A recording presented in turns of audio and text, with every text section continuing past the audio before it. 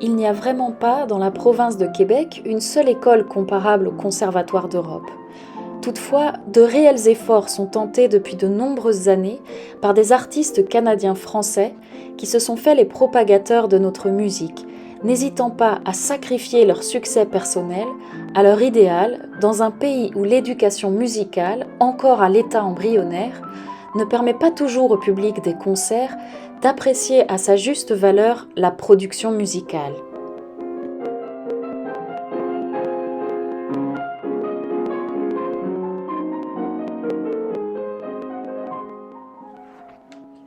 C'est par ces mots, publiés en 1936 dans la revue L'Art musical, qu'Yvonne Hubert introduisait ce qui aura finalement été la mission de toute une vie: enseigner et transmettre sa passion pour la musique à des générations de pianistes québécois.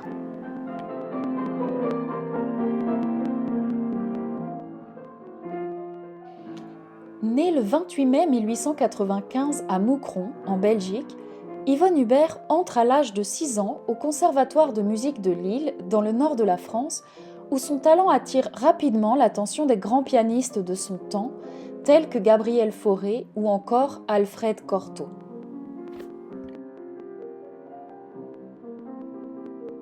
En 1926, l'École normale de musique de Paris envoie Yvonne Hubert à Montréal en tant que professeur délégué au Canada afin d'y enseigner les techniques pianistiques d'Alfred Cortot. 3 ans plus tard, en 1929, la presse montréalaise annonce avec enthousiasme la fondation de l'école de piano Alfred Cortot par Yvonne Hubert, décidée à transmettre la méthode du maître, intitulée Principe rationnel de la technique pianistique, principe dont il reste quelques traces dans les notes personnelles d'Yvonne Hubert.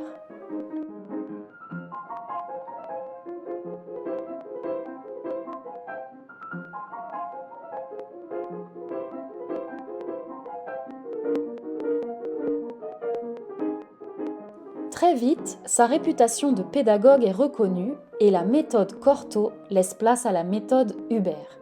Si bien qu'en 1945, le directeur du Conservatoire de musique de la province de Québec l'invite à intégrer son équipe de professeurs.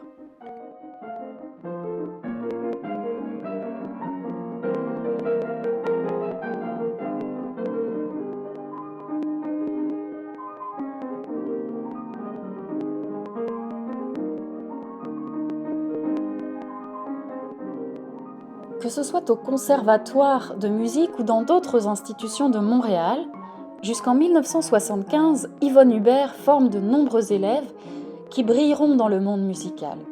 Plusieurs d'entre eux deviendront à leur tour des professeurs compétiteurs qui s'illustreront à l'international.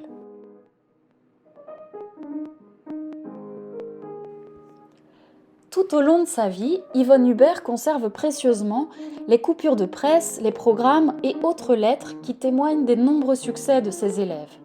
C'est en parcourant ces documents que l'on prend pleinement la mesure de l'immense fierté de la professeure pour les musiciens qu'elle a formés.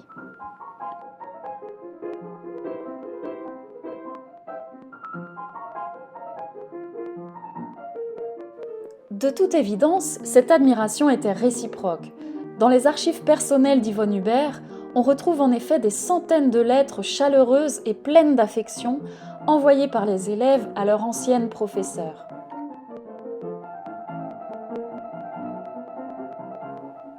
Chère mademoiselle Hubert, je m'excuse d'avoir tant tardé à vous écrire, car j'avais tellement hâte de vous dire mon bonheur d'avoir vu et entendu les beaux élèves de votre classe.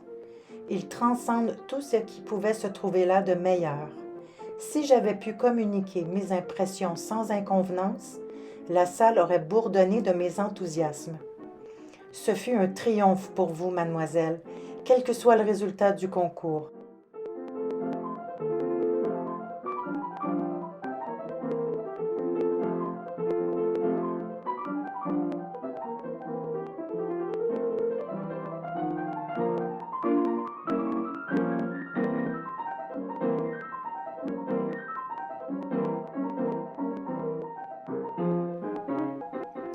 Madame Hubert, Il me fait grand plaisir de vous annoncer qu'au Festival de Joliette, j'ai gagné dans ma classe et qu'au concert gala, j'ai hérité d'une bourse destinée spécialement pour des études à Oxford cet été. Je voudrais profiter de cette occasion pour vous remercier de l'aide que vous m'avez apportée cette année. Mon progrès en technique et en interprétation, ainsi que ce succès au festival, je vous le dois en grande partie. Je dois aussi vous remercier pour l'encouragement que vous m'avez apporté, ainsi qu'une plus grande confiance en moi et dans la musique.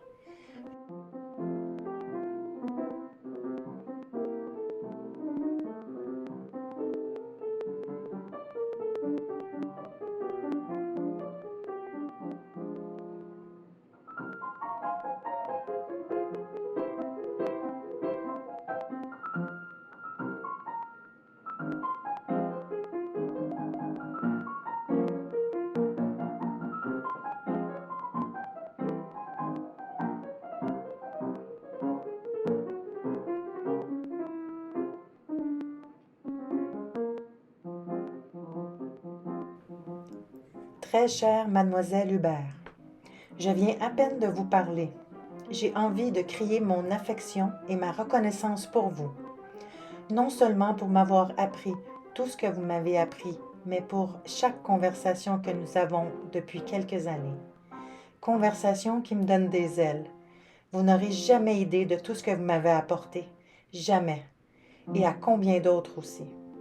J'espère seulement une chose, c'est que vous soyez consciente un peu de la grande réussite de votre admirable vie.